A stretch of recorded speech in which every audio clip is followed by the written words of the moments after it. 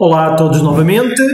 Ora, este nosso próximo vídeo vai ser relativamente à execução do setup do nosso laboratório, onde irão ser executadas as nossas atividades práticas laboratoriais, ok? Onde também poderão executar todas as vossas fichas para execução das respectivas fichas de avaliação. Poderão sempre utilizar também o laboratório para fazer os vossos testes adicionais e aumentar assim a familiarização com os cenários e aumentar o vosso nível de conhecimento. Ora então, para a execução deste laboratório, vou supor que já passaram por estes tópicos iniciais, ou seja, o que fazer no módulo 1, e eventualmente uma vista rápida sobre os dois recursos de consulta genérica e tenham passado também pelo recurso interativo. Este conjunto de links ou este conjunto de vídeos irão ser disponibilizados na playlist, aqui no link, neste tópico, o link de playlists de vídeos, onde irão encontrar um conjunto de vídeos relacionados com o setup de toda a estrutura laboratorial, tanto para os cenários presenciais como a implementação de um cenário laboratorial para utilização doméstica. Ok, então, relativamente ao setup, a primeira coisa que nós vamos falar são os requisitos, ou seja, vamos precisar de um computador pessoal com um mínimo de 8 GB de RAM e aproximadamente 30 GB de disco livre, isto para que possamos executar a máquina virtual, que neste caso específico vamos usar uma framework já pré-instalada, com um conjunto de ferramentas extremamente úteis. Será a distribuição Kali, ok? E que, como vamos ver de seguida, poderemos fazer o setup de várias formas. Para isso, o computador necessita de ter suporte para virtualização. Podem verificar isso no Task Manager ou o gestor de tarefas, indo à parte das performances, avaliar se o vosso equipamento suporta ou não virtualização. Ok?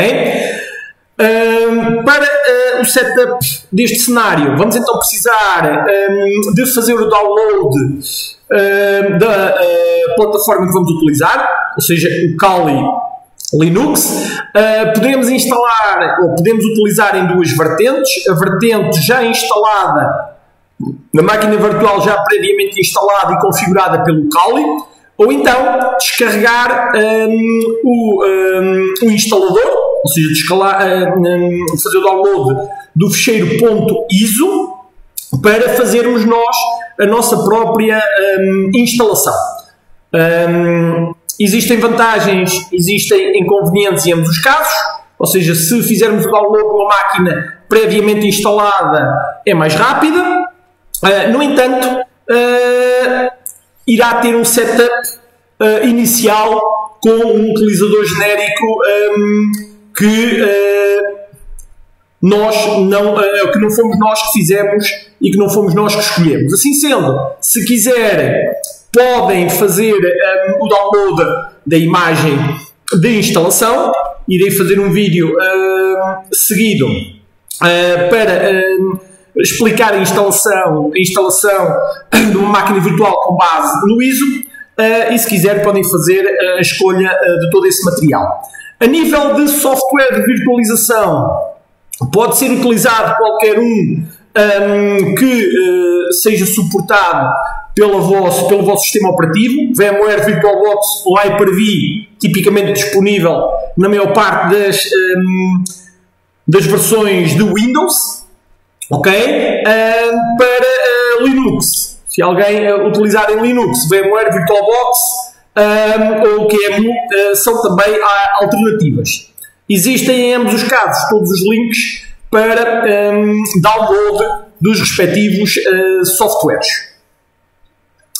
A nível de setup, então, do nosso laboratório, neste caso específico, o laboratório local. Se vocês quiserem implementar tudo no vosso equipamento ou para execução local em qualquer uma das situações, ou seja, não estando dependentes do laboratório da formação, podem então, na vossa máquina, implementar duas máquinas virtuais, uma máquina que irá ter a nossa plataforma Kali e uma segunda máquina que irá ter a máquina vulnerável, ok? E assim sendo, poderemos, com base numa rede host-only, ok? A ideia é, evidentemente, podemos usar outro tipo de interligações, tipo uma interligação NAT ou uma interligação bridge, mas tendo em conta que vamos utilizar este cenário para testes de segurança, o mais indicado é ter a interligação em rede host-only para que não haja qualquer tipo de problema com a execução de comandos deslocarem-se para fazerem atividades fora da rede pretendida. Para isto, são recomendados que os equipamentos tenham no mínimo 12 GB de RAM, o ideal é ter 12 ou mais, ok? Sendo que a máquina do Kali, recomenda-se que para a máquina do Kali tenha no mínimo 4 a 6 GB de RAM, enquanto que para a máquina vulnerável, quaisquer 1 a 2 GB é mais do que suficiente, porque a maior parte das máquinas tem apenas, ou são máquinas previamente preparadas com baixos recursos para servir de máquinas de testes, ok? Então a ideia seria 4 a 6 GB de RAM para o Kali, 1 a 2 GB de RAM para a máquina vulnerável, iria fazer à volta de 5 a 7 GB de RAM e o restante no mínimo entre 3 a 4 para a nossa máquina física poder executar todas as suas tarefas, ok?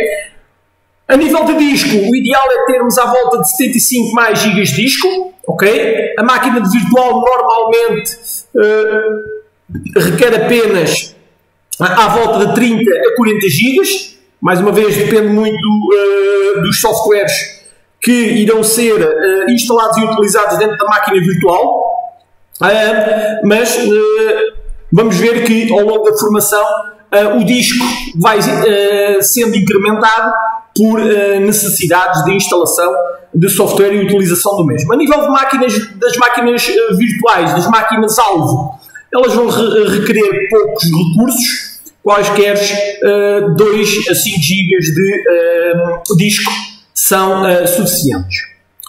Para o setup laboratorial a instalar no laboratório, nas sessões presenciais, irá ser disponibilizado o acesso a um cenário previamente instalado, irá haver disponível numa rede Wi-Fi que irá ter o nome AP-Lab 2.4 o acesso a um conjunto, a uma rede onde dentro de uma mainframe iremos ter um conjunto de máquinas vulneráveis que irão ser utilizadas para os nossos testes. Esta rede, com base no nosso access point, irá estar ligado e permitirá o acesso à internet, e então neste caso as nossas máquinas irão apenas ter necessidade de correr a máquina virtual Kali e neste caso iremos ter que colocar a nossa máquina virtual com a rede em modo bridge, para que esta máquina virtual esteja interligada diretamente à própria rede e não através do sistema de NAT, que iria impedir a execução de alguns dos laboratórios que temos para fazer, ok? Então, neste caso, quando estivermos num laboratório presencial, o que nós vamos fazer é ter a nossa máquina Kali interligada em rede bridge. Depois, no próximo vídeo, iremos falar exatamente como efetuar esta alteração entre o tipo de redes e como fazer a sua respectiva configuração.